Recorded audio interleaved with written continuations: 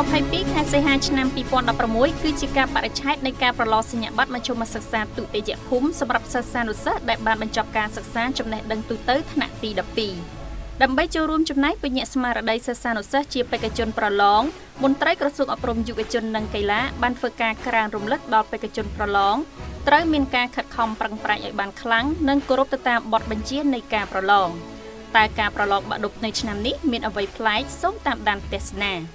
វាគ្មិនដ៏សំខាន់ដែលចូលរួមពិភាក្សាគឺជាមន្ត្រីនៃក្រសួងអប់រំយុវជននិងកីឡា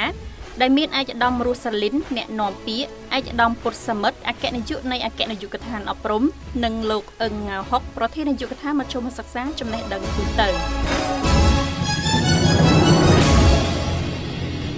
ជំរាបសួរស្វាគមន៍មកកាន់កម្មវិធីទំនើបភាវូពាណិជ្ជកម្មខ្មែរយើងបានដឹងហើយថាការធ្វើកំណែតម្រង់របស់ក្រសួងអប់រំយុវជននិងកីឡាកន្លងមកបានធ្វើឲ្យមានការសាទរយ៉ាងខ្លាំងពីសាធារណជននៅក្នុងសប្តាហ៍នេះកម្មវិធីយើងនឹងលើកយកប្រធានបទដ៏សំខាន់ដែលស្ដីអំពីការធ្វើកំណែតម្រង់វិស័យអប់រំរបស់ក្រសួងអប់រំយុវជននិងកីឡាចាជំរាបសួរអាដាមវិទ្យាលោកអគ្គនាយកដែលបានចូលរួមនៅក្នុងកម្មវិធីទំនើបភាវូពាណិជ្ជកម្មខ្មែរនៅក្នុងសប្តាហ៍នេះយើងបានដឹងហើយថាកន្លងមកក្រសួងអប់រំយុវជននិងកីឡាដែលមានឯកឧត្តមហងជួននរ៉ុនជារដ្ឋមន្ត្រីលោកបានធ្វើនៅកំណែតម្រង់ដ៏សំខាន់ជាច្រើនឯកឧត្តម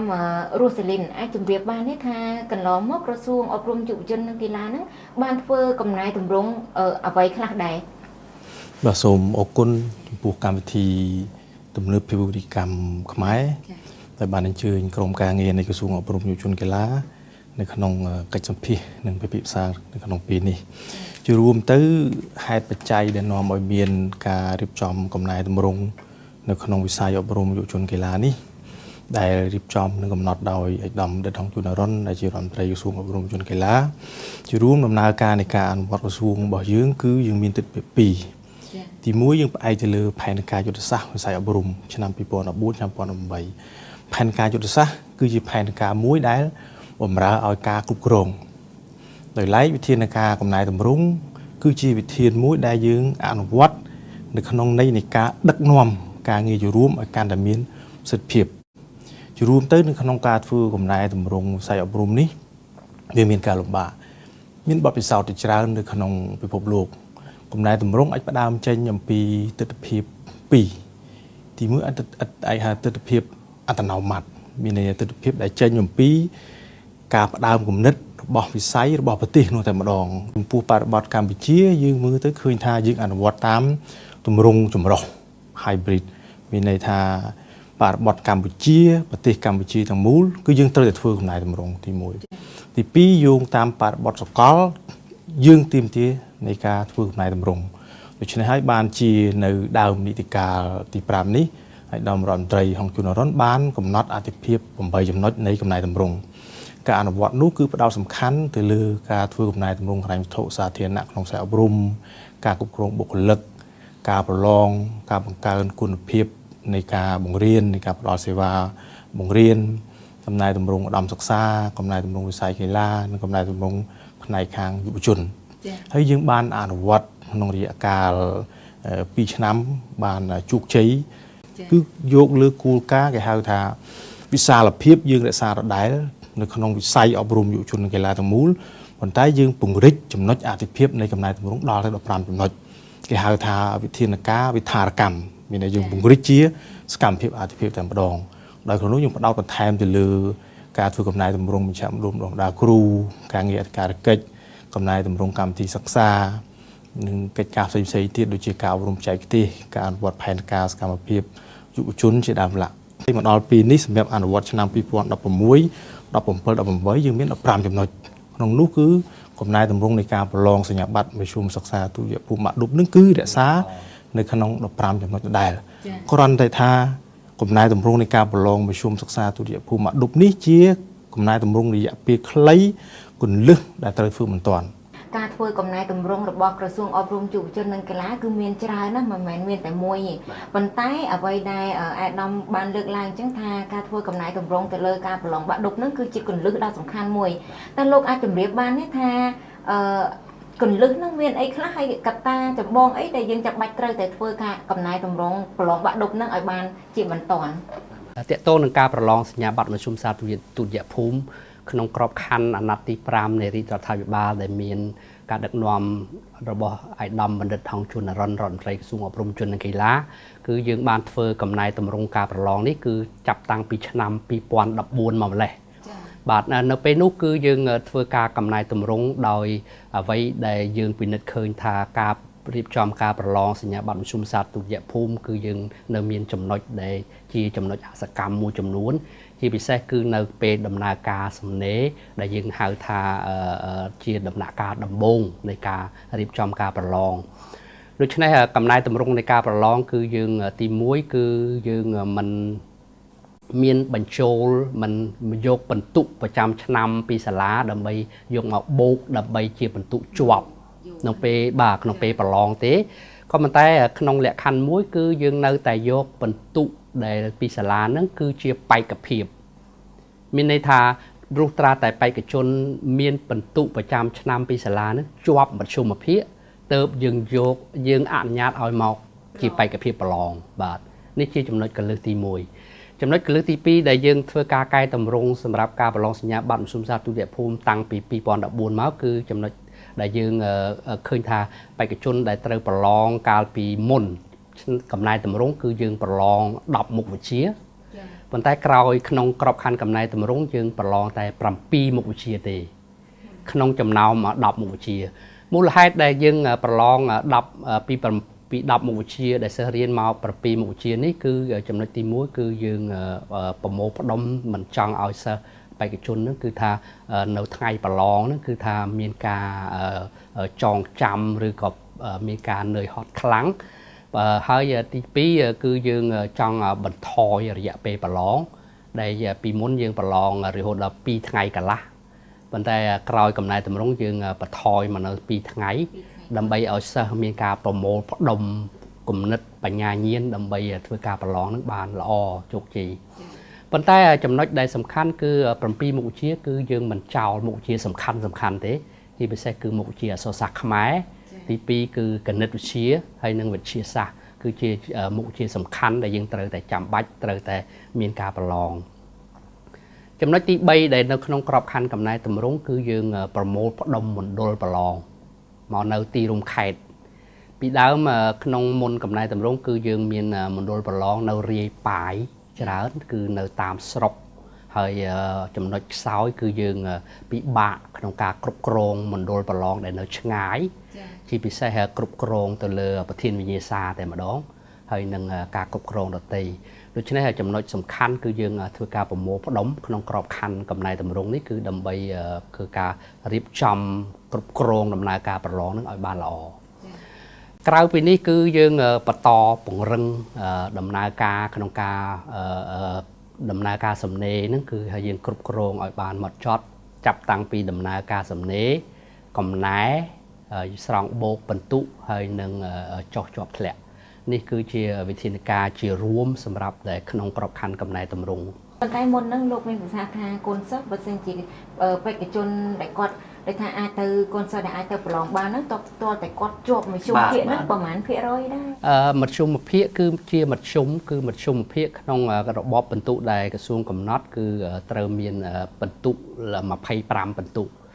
សម្រាប់ជាប់មធ្យមភាគដើម្បីអាចមានសិទ្ធិក្នុងការចូលរួមប្រឡងអាហ្នឹងជាសិទ្ធិជាបេក្ខភាពជាលក្ខខណ្ឌមួយដែលក្រសួងតម្រូវថាទាល់តែជាប់មធ្យមភាគពីសាលាទើបមានបេក្ខភាពមកប្រឡងសូមជួយបន្ថែមបន្តិចដែរយើងមាន2រឿងសំខាន់ទៀតដែលតាក់ទងរឿងកំណែតម្រង់នៃការប្រឡងហ្នឹងកាលពីមុនឆ្នាំ2014យើងតែងតែលេចលើទី1នៅពេលដែលមុននឹងពេលដំណើរការប្រឡងហ្នឹងតែងតែលេចលើព័ត៌មាននិយាយពីរឿងបញ្ហាលុបវិញ្ញាសាលុបអីចឹងហ្នឹងហើយរឿងទី2ទៀតនៅពេលដែលដំណើរការប្រឡងជាក់ស្ដែងវាសិស្សហ្នឹងវាតែងតែមានឱកាសក្នុងការមើលគ្នាឬក៏មានពីចុងមានអីចឹងដែរអញ្ចឹងដោយសារដែលយើងមានការសហការគ្នារវាងក្រសួងអប់រំជាមួយនឹងអង្គភាពប្រឆាំងអំពើពុករលួយទៅ កិច្ចការទាំងពីរនេះគឺយើងត្រូវបានដោះទាំងស្រុងស្ទើរតែទាំងស្រុងក្នុងរយៈពេល2ឆ្នាំនេះទីមួយគឺបញ្ហាលេខធ្លាយឬវិញ្ញាសាហ្នឹងគឺយើងគ្រប់គ្រងបានហ្មត់ចត់ត្រឹមត្រូវដែលធ្វើឲ្យទាំងសិស្សទាំងមានដាបៃតាសិស្សវាកាន់តែមានទំនុកចិត្តនៅលើការងារអប់រំហើយគឺអាហ្នឹងក៏ជាការមួយផ្លាស់ប្ដូរអេយ៉ាប័តរបស់បេក្ខជនដែរដំណើររដងមកយើងនឹកឃើញថាការមកប្រឡងដូចមិនសូវជាខំនឹងយកចន្ទុកដាក់រៀនសូត្រទេព្រោះកាលណាមកដល់ពេលប្រឡងវាមានភាពធូរលុងអញ្ចឹងវាអាចមានឱកាសធ្វើនេះធ្វើនោះបានប៉ុន្តែដល់ពេលឥឡូវនេះ2ឆ្នាំនេះគឺมันអាចមានឱកាសអញ្ចឹងតទៅទៀតបានទេអញ្ចឹងអានេះជាចំណុច2ដែលសំខាន់ទៀតនៅក្នុងដំណើរការកំណែតម្រង់នៃការប្រឡងនេះអាដាមសេលីនតើការធ្វើកំណែតម្រង់ជាច្រើនរបស់ក្រសួងអប់រំយុវជននិងកីឡាភាពជោគជ័យមានតែមួយហ្នឹងទេឬមួយក៏យ៉ាងម៉េចដែរការធ្វើលទ្ធផលយ៉ាងម៉េចដែរជារួមលទ្ធផលនៃកំណែតម្រង់នេះគឺថាយើងមានទស្សនវិជ្ជានៃការបង្ហាញលទ្ធផលនឹងខុសគ្នាចាគឺថាព័ត៌មានដែលអាចជូនសាធារណជនគាត់ជ្រាបអញ្ចឹងជ្រុងនៃព័ត៌មាននឹងក៏ខុសគ្នាដែរចាបាទដោយសារការប្រឡងសញ្ញាបត្រមធ្យមសិក្សាទុតិយភូមិនេះជារួមទៅក្នុងមួយឆ្នាំដូចឆ្នាំទៅយើងជាង 80000 ឆ្នាំនេះបេក្ខជនជាង 40000 បាទអញ្ចឹងគ្រាន់តែបេក្ខជនផ្ទាល់ហ្នឹង 90000 នាក់ជាងអញ្ចឹងនៅមានដាបៃតានៅអ្នកពាក់ព័ន្ធនៅមន្ត្រីអប់រំដែលអនុវត្តការងារផ្ទាល់មន្ត្រីអង្គភាពឆាងពើពុកលួយមន្ត្រីអង្គការសង្គមស៊ីវិលដែលសង្កេតការយ៉ាងទេព័ត៌មាននឹងគឺវាមានលក្ខណៈទូលំទូលាយទៅដល់គ្រប់មជ្ឈដ្ឋានហើយមានការចាប់អារម្មណ៍ដូច្នេះហើយមជ្ឈដ្ឋានទូទៅគាត់ចាប់បានភ្លាមថាកំណែតម្រង់របស់ក្រសួងនឹងគឺជោគជ័យគឺកំណែតម្រង់នៃការប្រឡងសញ្ញាបត្រមធ្យមសិក្សាទុតិយភូមិការពិតណាស់គឺជោគជ័យផលមួយទៀតដែលយើងមើលឃើញពីក្រោយការកែតម្រង់ហ្នឹងព្រោះយើងដឹងហើយថានៅមធ្យមសិក្សាទុតិយភូមិហ្នឹងនៅថ្នាក់ទី10ហ្នឹងសិស្សត្រូវរើសមុខវិជ្ជាដែលត្រូវរៀនជាត្រូវរៀនវិទ្យាសង្គមឬក៏យកវិទ្យាសាស្ត្រអញ្ចឹងនៅក្រោយពេលដែលយើងចាប់ដើមរឹតបន្តឹងការប្រឡងនឹងមកយើងពីមុនមកវាចេះរើសតាមគ្នាឧទាហរណ៍ថាមុខវិជ្ជាវិទ្យាសាស្ត្រហ្នឹងវាជាប់ច្រើនអញ្ចឹងវាច្រើនសិស្សនាំមានទៅយកតែមុខវិជ្ជាវិទ្យាសាស្ត្រហ្នឹងអញ្ចឹងវាស្រួលមានឱកាសនឹងបានបន្ទុកប្រឡងជាប់តែដល់ពេលយើងធ្វើទៅនេះវាធ្វើឲ្យអាការជ្រើសរើសមុខវិជ្ជាដែលត្រូវរៀនហ្នឹងវាចាប់ដើមថយវិញស្ទើរតែបាត់ចាប់តាំងពីឆ្នាំ2010មកដល់ឆ្នាំ2013ហ្នឹងសិស្សដែលជ្រើសរើសយកមុខវិជ្ជាវិទ្យាសាស្ត្រនោះឡើងដល់ 90% មុខវិជ្ជាសង្គមស្ទើរតែបាត់អញ្ចឹងក្រោយពី2ឆ្នាំនេះមកវាធ្លាក់មកវិញពី90មក87ហើយឥឡូវចុងក្រោយនេះគឺនៅសល់តែ 74% ទេប៉ុន្តែដូចថាកូនសិស្សហ្នឹងគាត់ភិកច្រើនគាត់តាមគ្នាសូម្បីតែពេលដែលគាត់ជាងគាត់រៀនចប់ទៅគាត់ដឹងតែខ្លួនគាត់ហ្នឹងត្រូវជ្រើសរើសមុខវិជ្ជាអីទៀតអញ្ចឹងតើខាងក្រសួងអប់រំគាត់មានវិធានការឥឡូវយើងមានមួយទៀតយើងដាក់គេហៅថាការប្រឹក្សាអាជីពយើងមានកម្មវិធីនឹងមួយទៀតដើម្បីជួយតម្រង់សិស្សថាតើសិស្សហ្នឹងវាត្រូវជ្រើសរើសយកមុខវិជ្ជារៀនស្អីវាមិនមែនតែមុខវិជ្ជារៀនសូត្រទេវាអាចជួយបញ្ហាក្នុងគ្រួសារក្នុងអីវាទៀតគឺថាឥឡូវសិស្សហ្នឹងវាមានបញ្ហាអញ្ចឹងយើងដឹងថាសិស្សវាធម្មតាវាមកជួនកាលវាបោះបង់ជួនកាលវារៀនវាមានការលំបាកព្រោះយើងដឹងហើយថាសិស្សវាចាត់ទុកសាលាហ្នឹងវាជាកន្លែងមួយសម្រាប់ជួយស្វែងរកអនាគតរបស់វាអញ្ចឹងតែយើងអត់មានអាសេវាកម្មហ្នឹងទេតែឥឡូវនេះយើងក៏បានគិតគូរថាតើយើងនឹងត្រូវជួយវាយ៉ាងម៉េចហ្នឹងវាមាន3ដំណាក់កាលទី1យើងអាចប្រឹក្សាអាជីពហ្នឹងយើងអាចធ្វើ face to face ដោយយើងសម្ភាសគ្នាអញ្ចឹងណាហើយទី2យើងអាចទៅធ្វើនៅតាមថ្នាក់ហើយទី3យើងអាចធ្វើនៅក្នុងសាលាអាចនយោអីហ្នឹងហៅមកអញ្ចឹងគឺយើងបានដាក់កម្មវិធីនឹងមួយទៀតគេហៅថាក្រុមប្រឹក្សាអាជីពហ្នឹងប្រឹក្សាអាជីពហ្នឹងដើម្បីជួយសិស្សជាពិសេសយើងដូចជាក់ស្ដែងនៅសាលាស៊ីសវ័តយើងនេះដែលយើងរៀបទៅជាសាលាជំនាន់ថ្មីយើងមានការិយាល័យមួយទៀតសម្រាប់អាចយើងអញ្ជើញអ្នកតាកូនសិស្សយើងអញ្ជើញអ្នកក្រុមហ៊ុនអីផ្សេងទៀតដែលគាត់ត្រូវការកម្លាំងពលកម្មយកទៅធ្វើការណាហើយអញ្ចឹងគាត់អាចយកការិយាល័យនឹងមួយដើម្បីតំណែងជាមួយនាយកអញ្ចឹងសិស្សក៏អាចទៅតំណែងនឹងថាថ្ងៃក្រោយទៅ ទីផ្សារគេត្រូវការអី ងាកមកការប្រឡងបាក់ឌុកយើងវិញដែលថាគៀកចិត្តដល់ហើយតើការប្រឡងបាក់ឌុកនៅក្នុងឆ្នាំនេះមានលក្ខណៈពិសេសអីខុសប្លែកពីឆ្នាំមុនដែរទេជាទូទៅគឺជាគោលការណ៍រួមពុំមានអ្វីប្រែប្រួលប្លែកពីឆ្នាំមុនទេប៉ុន្តែក្រសួងបានប្រកាសរួចហើយគឺនឹងបន្តរឹតបន្តឹងទៅលើប្រធានវិធានការដែលមានស្រាប់ហើយយើងនឹងធ្វើការកែសម្រួលទៅលើចំណុចតូចប៉ុន្តែអ្វីដែលយើងត្រូវកែលម្អបន្ថែមគឺនៅដំណើរការកំណែចា៎នៅក្នុងដំណើរការកំណែនៅឆ្នាំ2016នេះគឺក្រសួងនឹងរឹតបន្តឹងក្នុងការរើសសមាជិកភាពអ្នកមកកែពីព្រោះដូចពាក្យខ្មែរយើងបានលើកថាវាសនាបេក្ខជនជាប់ឬធ្លាក់នៅលើចុងបិចអ្នកកែចា៎បើសិនជាអ្នកកែគាត់ធូររលុងឬគាត់មិនមែនជាឯកទេសទេគាត់មកកែគឺមិនផ្ដល់យុត្តិធម៌ដល់បេក្ខជនទេដូច្នេះយើងឆ្នាំ2016នេះក្រសួងបានកំណត់ទិសដៅថ្មីវិធានការថ្មីគឺរឹតបន្តឹងកំណែគឺរឹតបន្តឹងកំណែដោយចាប់ផ្ដើមពីការរើសសមាជិកភាពអ្នកកែគឺយើងកំណត់ច្បាស់លាស់គឺត្រូវតែជាគ្រូបង្រៀនថ្នាក់ទី12ហើយមានឯកទេសដើមដែលជាមុខវិជ្ជាប្រឡងនោះតែម្ដងហើយគាត់ត្រូវមានក្របខ័ណ្ឌឬក៏សញ្ញាបត្រជាគ្រូឧត្តមសិក្សាហើយត្រូវមានបទពិសោធន៍បង្រៀនថ្នាក់ទី12ហ្នឹងយ៉ាងតិច2ឆ្នាំ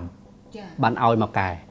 នេះគឺជាចំណុចទី1លក្ខណៈវិនិច្ឆ័យទី2យើងទទួលស្គាល់ថានៅសាលាជនបទមួយចំនួនគឺយើងអត់មានគ្រូកម្រិតឧត្តមទេគាត់ជាគ្រូកម្រិតមូលដ្ឋានមានថាសញ្ញាបត្រគាត់គឺគ្រូអនុវិទ្យាល័យទេប៉ុន្តែជាគ្រូចាស់គាត់មានបទពិសោធន៍បង្រៀនមុខវិជ្ជាប្រឡងគាត់ធ្លាប់បរិញ្ញាបត្រទី12នឹងច្រើនឆ្នាំមកហើយចា៎អញ្ចឹងក្រសួងក៏ទទួលឲ្យគាត់កែដែរដោយសារគាត់គ្រូចាស់ប៉ុន្តែគ្រាន់តែយើងបន្ថែមលក្ខខណ្ឌថាគាត់ត្រូវមានបទពិសោធន៍ក្នុងការបរិញ្ញាបត្រទី12មុខវិជ្ជាប្រឡងនឹង5ឆ្នាំលើសពីគ្រូឧត្តមចា៎យើងអនុញ្ញាតឲ្យគាត់កែអញ្ចឹងនេះគឺជាចំណុចថ្មីវិធានការថ្មីដែលក្រសួងនឹងរឹតបន្តឹងនៅពេលកំណែខ្ញុំចង់សួរដែរថាហេតុអីបានជាការសំណេរការកែអត្ថបទហ្នឹងមានទៅជាការបែកធ្លាយចេញតាមបណ្ដាញសង្គម Facebook ហ្នឹងមានអ្នកខ្លះចេញថាអក្សរស្អាតជាងការកូនសិស្សខ្លះគាត់ទៅសេទៅអីអញ្ចឹងទៅអាហ្នឹងយ៉ាងម៉េចទៅអាចនឹងមានទៀតទេអរគុណបាទចំណុចនេះក៏ជាវិធានការថ្មីរបស់ក្រសួងដែរគឺនៅក្នុងបទដ្ឋានគតិយុត្តដែលក្រសួងបានកំណត់កាលពីឆ្នាំ2015ហ្នឹងគឺដោយសារដូចថាជាការឆ្លោះឆ្លយថាអាសកម្មភាពហ្នឹងវាកើតថ្មីចា៎ដូចថាពីមុនមកមិនដែលមានទេអារឿងហ្នឹងយើងប៉ុន្តែយើងមានបទបញ្ញត្តិសម្រាប់អ្នកកែគឺយើងហាមមិនឲ្យយកទូរស័ព្ទនិងឧបករណ៍អេឡិចត្រូនិកគ្រប់ប្រភេទចូលមណ្ឌលកំណែទេនឹងតែមិញទទួលស្គាល់ថាមានអ្នកកែម្នាក់គាត់បង្ហោះអត្រាកំណែតាមពិតវាអត់មានផលប៉ះពាល់ផ្ទាល់មួយបេក្ខជនទេគាត់គ្រាន់តែបង្ហោះអត្រាកំណែប៉ុន្តែបើជាគោលការណ៍គឺគាត់ខុសបានជាឆ្នាំនេះក្រសួងបានកែសម្រួលបទបញ្ញត្តិនិងកម្រិតវិន័យនឹងបន្ថែមចា៎ថាអ្វីដែលអ្នកនិយាយជាវិធានការចំណុចដែលត្រូវហាមឃាត់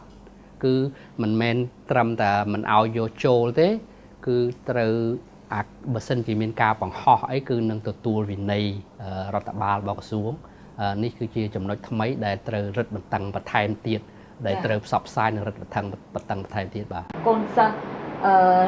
បើគាត់ប្រព្រឹត្តខុសគាត់មានទោសដែរទេក៏ដោយឡែកគ្រូ